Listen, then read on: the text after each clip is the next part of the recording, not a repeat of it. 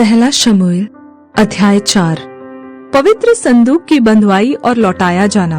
और शमूएल का वचन सारे इज़राइल के पास पहुंचा और इज़राइली पलिश्तियों से युद्ध करने को निकले। और उन्होंने तो एबेनेजर के आसपास छावनी डाली और पलिश्तियों ने अपेक में छावनी डाली। तब पलिश्तियों ने इज़राइल के विरुद्ध पांति बांधी, और जब घमासान युद्ध होने लगा तब इज़राइली पलिश्तियों से हार गए। और उन्होंने कोई 4000 इज़राइली सेना के पुरुषों को मैदान में ही मार डाला। जब वे लोग छावनी में लौट आए तब इज़राइल के वृद्ध लोग कहने लगे, यहोवा ने आज हमें पलिश्तियों से क्यों हरवा दिया है? आओ, हम यहोवा की वाचा का संदूक शीलो से मांग ले आए कि वह हमारे बीच में आकर हमें शत्रुओं के हाथ से बचाए। तब उन लोगों ने शीलो में भेजकर वहां से करूबों के ऊपर विराजने वाले सेनाओं के यहोवा की वाचा का संदूक मंगा लिया। और परमेश्वर की वाचा के संदूक के साथ एली के दोनों पुत्र होप्नी और पिनहास भी वहां थे। जब यहोवा की वाचा का संदूक छावनी में पहुंचा तब सारे इज़राइली इतने बल से ललकार उठे कि भूमि गूंज उठी। इस ललकार का शब्द सुनकर पलिश्तियों ने पूछा, इब्रियों की छावनी में ऐसी बड़ी ललकार का क्या कारण है? तब उन्होंने जान लिया कि यहोवा का संदूक छावनी में आया है। तब पलिश्ती डर कर कहने लगे, उस छावनी में परमेश्वर आ गया है। फिर उन्होंने कहा, हाय, हम पर ऐसी बात पहले नहीं हुई थी।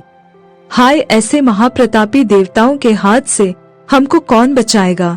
ये तो वे ही देवता है जिन्होंने मिस्रियों पर जंगल में सब प्रकार की विपत्तियां डाली थी।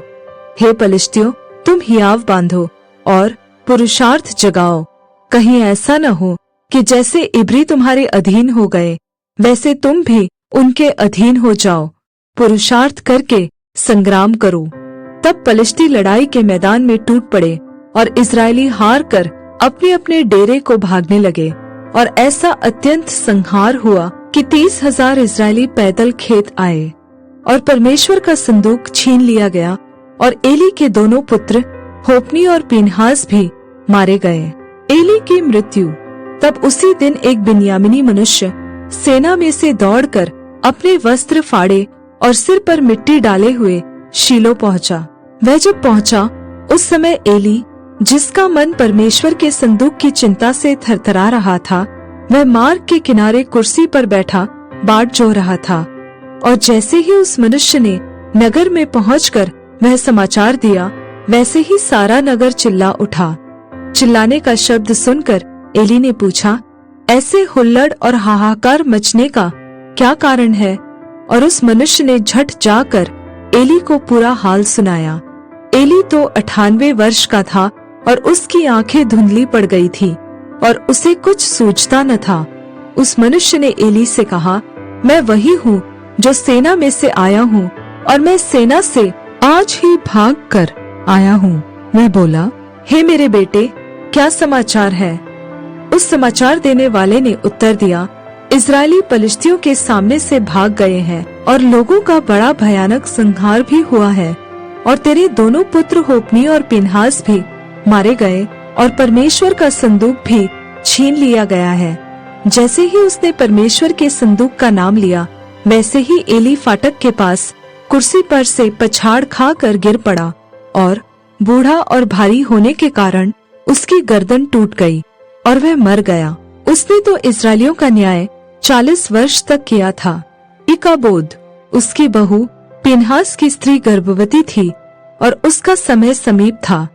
और जब उसने परमेश्वर के संदूक के छीन लिए जाने और अपने ससुर और पति के मरने का समाचार सुना तब उसको जच्चा का दर्द उठा और वह दुहर गई और उसके एक पुत्र उत्पन्न हुआ।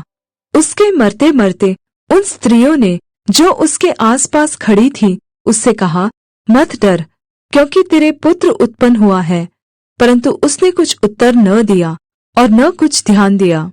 और परमेश्वर के संदूक के छीन लिए जाने और अपने ससुर और पति के कारण उसने यह कहकर उस बालक का नाम इकाबोद रखा, इज़राइल में से महिमा उठ गई। फिर उसने कहा, इज़राइल में से महिमा उठ गई है, क्योंकि परमेश्वर का संदूक छीन लिया गया है।